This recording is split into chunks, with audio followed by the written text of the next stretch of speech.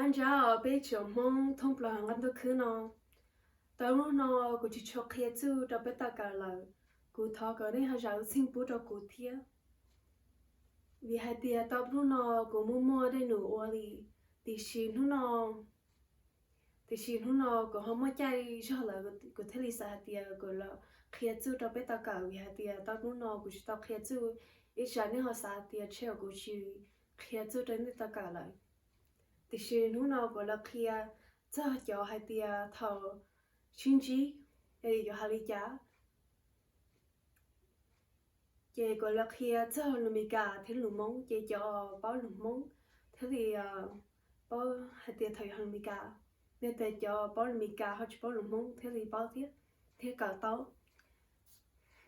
thì chị hai tia nên nhà của tôi chia nên tao sẽ gửi cho video nó là của thọ cái này là ba nhỉ từ xong lấy hai tia ba subscribe cho của ba hai tia nên cho của tia họ rồi cho ở tôi sẽ gửi cho video thọ là lại của thọ này là ba subscribe được tiền ba nhỉ từ xong cho của cho video của ba hai tia nên cho của tia thiệt giờ là biết sẽ cho có nói lúc đầu thì chữ tha cầu chi trong ở trên nâng gò bé chị lúc nào gọi là khi cho là mình cá chỉ là mua hoa tiền greet hồi lúc mông là mua hoa tiền ó lên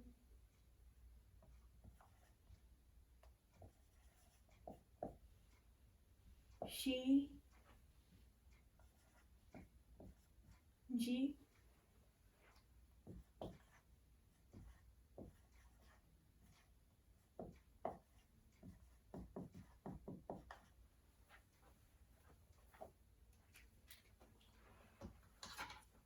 mình cá là hoa tiền greet lúc mông là hoa tiền ó lên she G mình cá greet lúc mông ó lên she G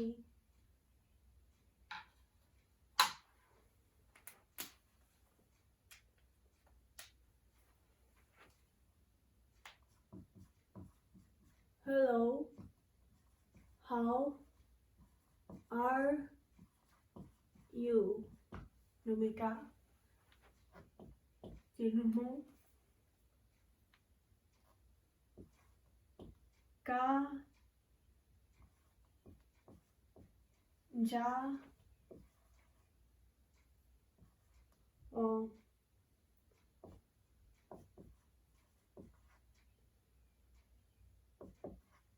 ca ja o Numu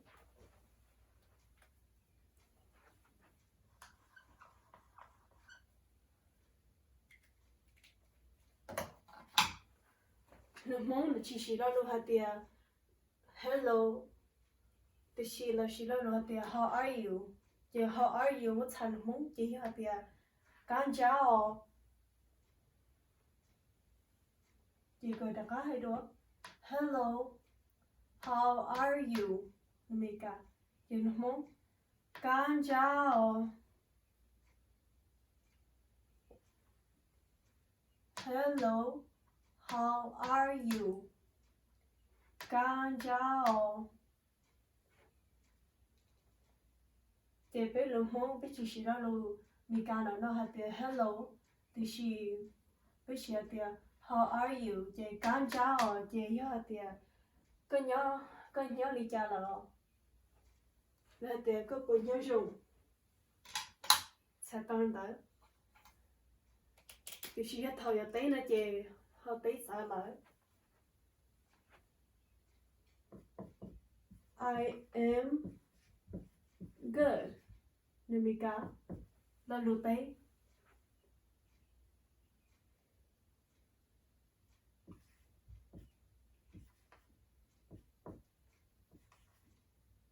nhà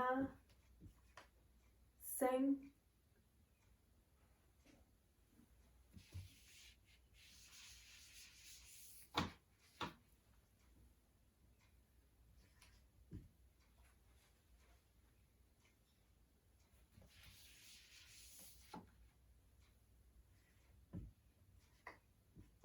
nhá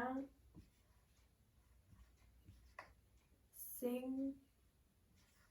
ồ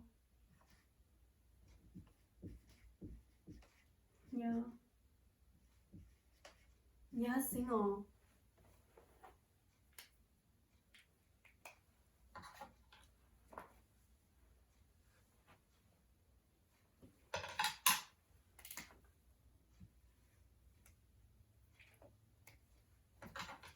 Lemika, I am good. Lumong, nhá sang ngò. Với lumong bị chỉ xí lo lo hạt I am. Bị chỉ lo lo good. Là lu good chỉ hạt tao hạt giống. Nhá sang ngò.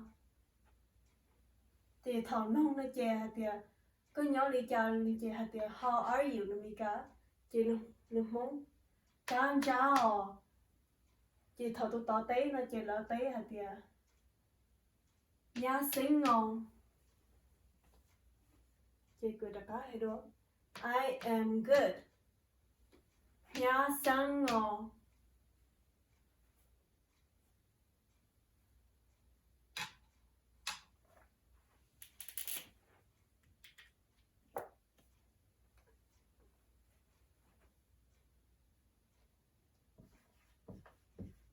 Where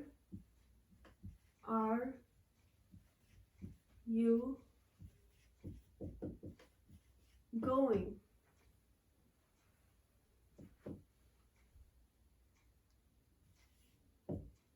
Có mù khó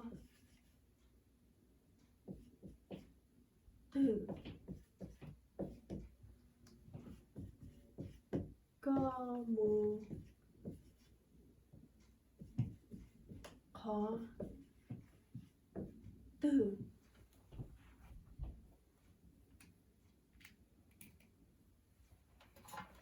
Mika, where are you going? Lâm hông có mù khó tư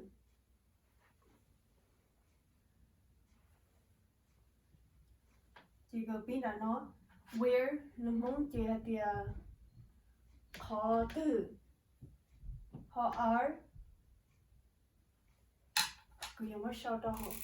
họ có nữa where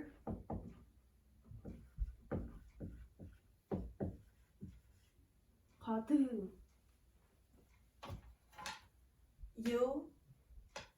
chị lâm hông có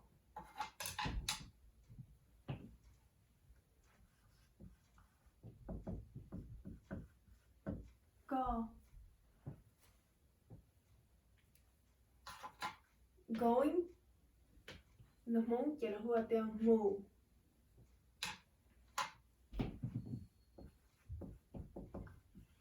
going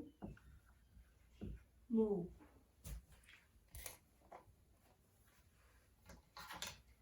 where are you going nó muốn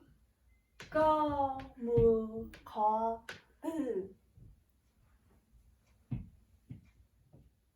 nó là mình cả where cha tao hay tiền khó tư you nó là mình cả you chỉ cha tao tiền có nó mình cả going chỉ là muốn chỉ là mù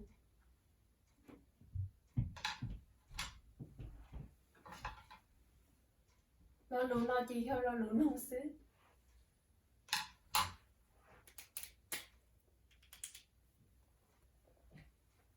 chị mà với hai tiền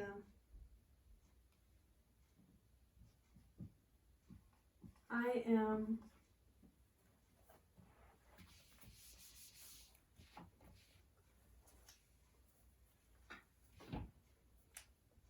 cứ giờ mua sát tới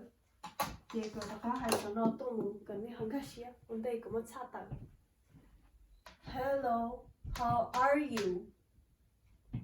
can chào trên trong hạt tiền với đồ mông với chỉ là lo tiền hello thì chỉ là lo tiền how are you thì chỉ thầu nên là mình cảm nó chị Nếu chỉ sử dụng từ hello, how are you cho tao lại. Là luôn nói là luôn không. Họ là luôn tới là chỉ I am good. Nhá sinh ngò. Đúng không? I am good. Nhá sinh ngò.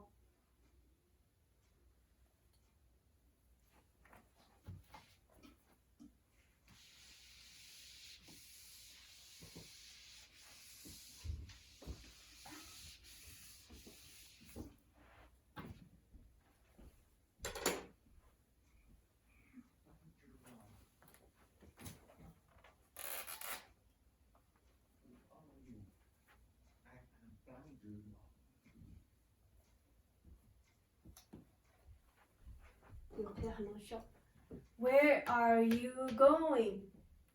Có một khó từ. Rồi đã khá hay đó, mình cả là nó. Where are you going? Có một khó từ. Chỉ đó luôn hai tiền. Nếu mình cả where, thật đó tiền khó từ. You, mình cả có. Going, move.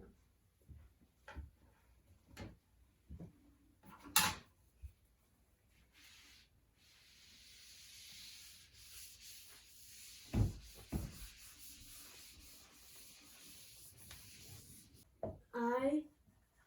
am going home. What about you?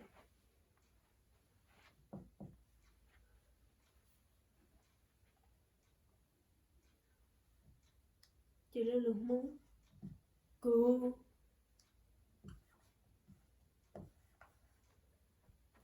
mù chế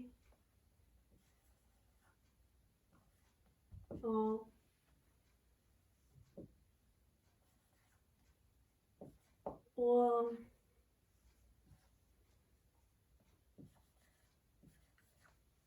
离个你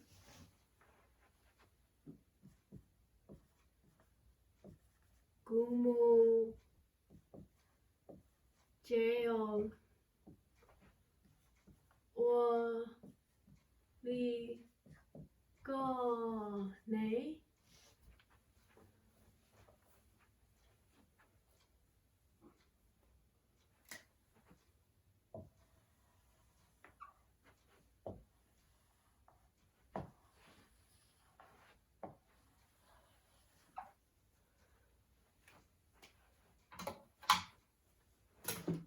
接到了nó到了我怎么讲你呢？chỉ cho I am going home. Có hàng từ chưa? I am going home. What about you? Cú mù chế ở lì con này. Chế đó luôn nó như là lù nông như là lù tây là lù nông thọ cái nông hạt tiề có mù đã chiều. Chế đó lù tây là thiên lý hạt tiề I am going home. Được không? Cú mù chế chế đó lù tiề lo nói chỉ cho nó lù nông lỡ. What about you? Ở lì con này.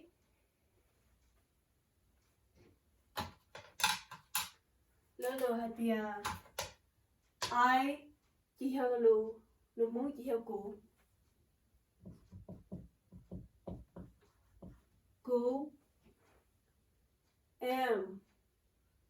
em chỉ là muốn là chỉ là lù em mình cả theo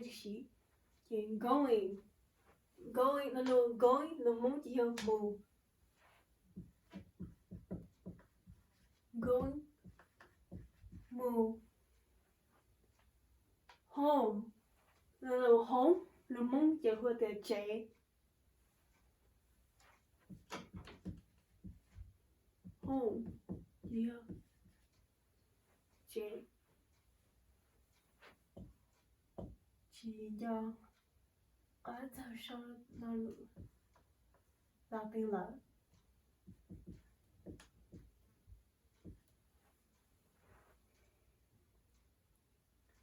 home chế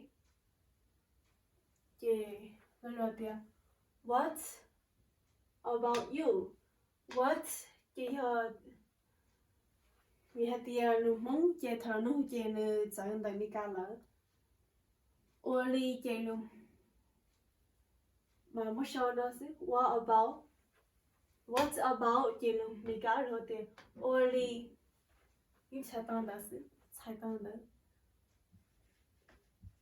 what about only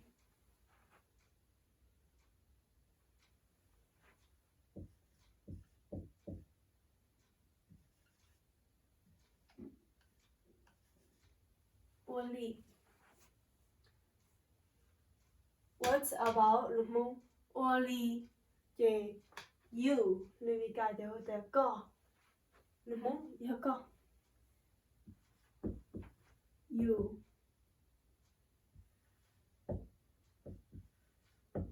có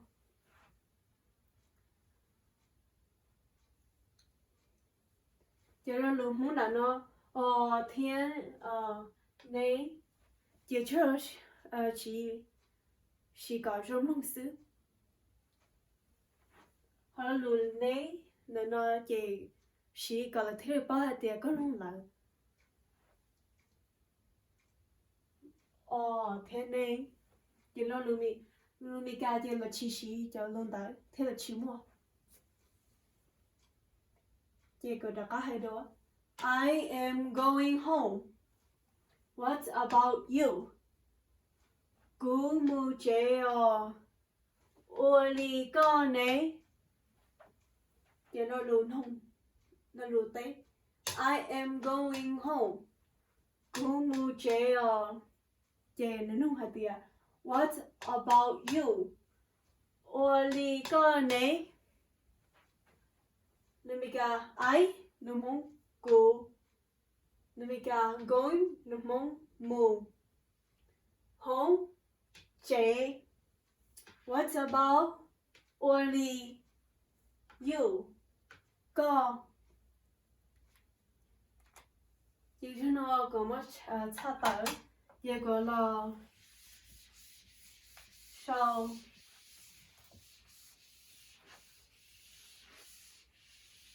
hai bia từ tối em là té chả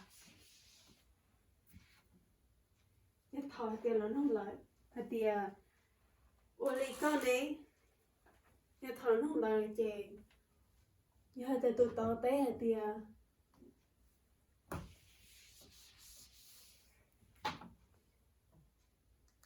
I am going shopping.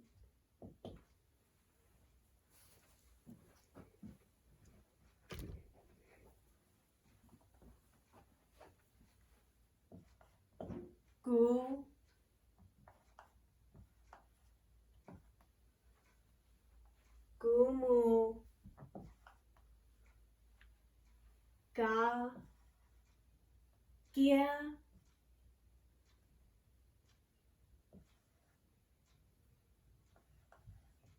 thia cá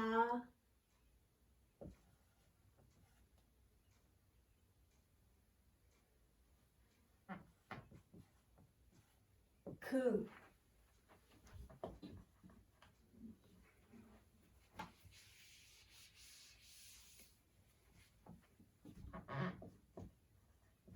cú mu cá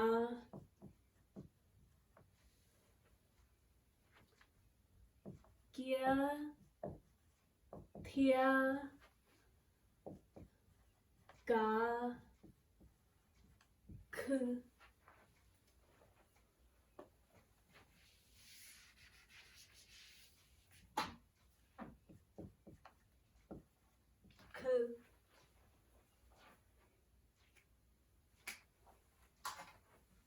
chế tụi đó nên lo lùa đấy cho tụi nu hạt tiền ô lý con ấy chế nu hạt tiền giờ tiền hạt tiền I am going shopping cú mù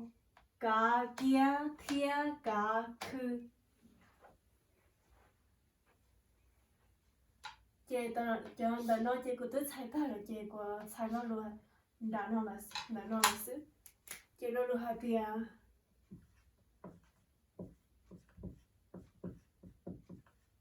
shopping nó muốn chị ho cá kia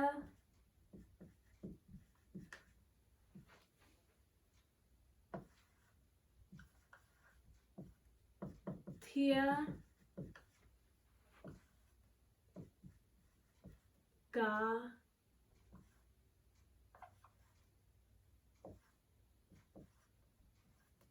khư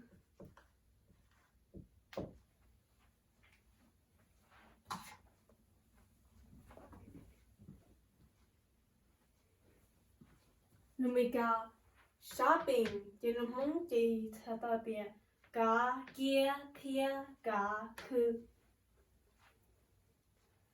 tao yo cá kia thia cá khư lo yo vì hai tiền nó lu shopping chị bảo hai tiền lúc lo được mấy chị thế thì hai tiền cá kia thia cá khư nó lu hai tiền cá kia thia cá khư nếu mà khó suy sợ nhưng gì nhớ thầu cũng mới chơi của mày là khi thì khó suy sợ ở giờ đi chả thì khi cho nó chỉ có là khi thì nó luôn mi cả shopping chỉ cả kia thia cả khứ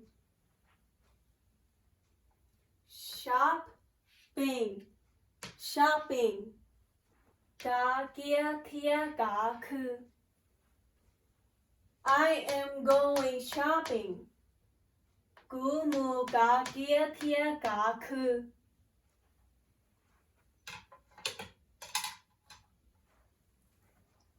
Chị học của kia chị chuyên môn là sư.